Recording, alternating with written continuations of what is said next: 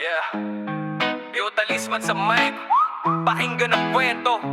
Kwento ng mutya, liim ng mundo. Sa gubat, sa dagat, sa bundok na tahimik, may kapangyarihan na hindi mo akalaing malapit.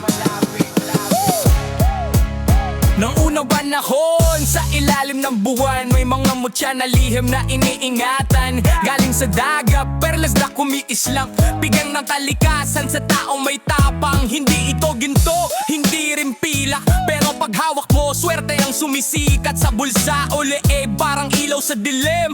Proteksyon sa buhay, gabay sa landas mo rin. Sabi ng matatanda, wag basta ipagyabang. Ang mutya ay regalo, hindi laruan. Kung malinis ang puso at tama ang daan, ang mutya ng kalikasan, ikaw ay iingatan. Mutya ng kalikasan, liwanag sa landas, swerte at proteksyon habang ikaw ay lumalakas. Kapag hawak mo to, di ka nag-iisa.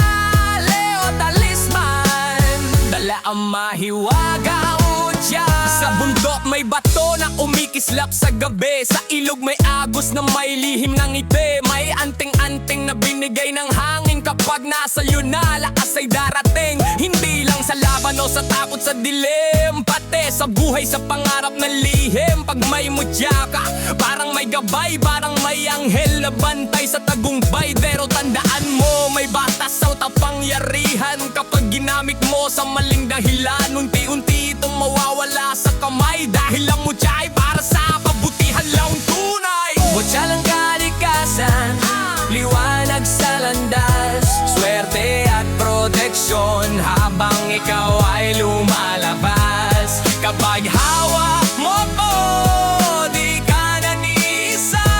Leo Talisman, dala ang mahiwagang mutya. Kaya sa bawat hakbang, respeto sa lupa, sa dagat, sa hangin at sa mga puno pa. Dahil ang mutya ay galing sa kalikasan, biyaya ng mundo, hindi lang kayamanan. Kung marunong kang rumespeto sa mundo, ang mutya ng swerte lalapit sa'yo. Sa puso ng tao na may tunay na dangal, doon naninirahan ng mutyang banal. Ito ang kwento na dala ng hangin, sa bundok at dagat na lihim na awitin.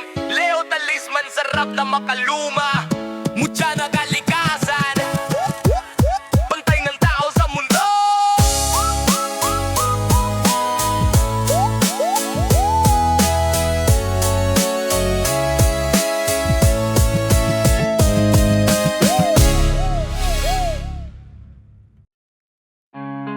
Yeah, Pio Talisman sa mic.